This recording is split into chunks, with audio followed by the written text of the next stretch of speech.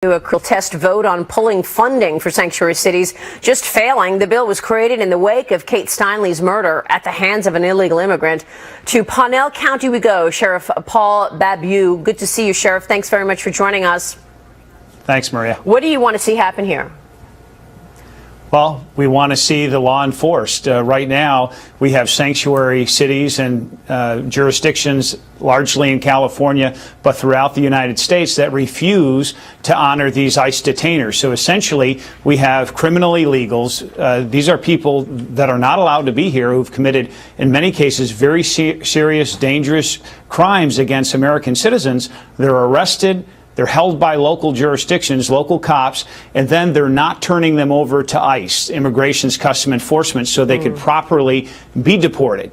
And so in Kate Steinle's case, we have a multiple convicted criminal, a felon, that then goes out, released, not turned over to ICE, and then shoots and kills her.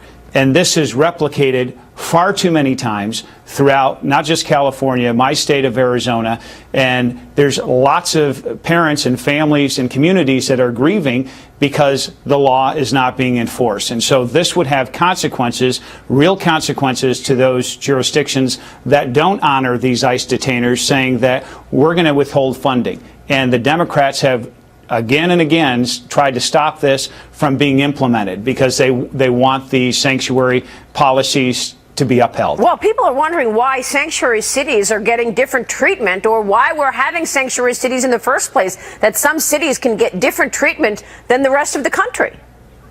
Correct. And this is the era that we're in. And President Obama has created this environment with a wave of his hand. He has said the law shall not be enforced when it comes to immigration.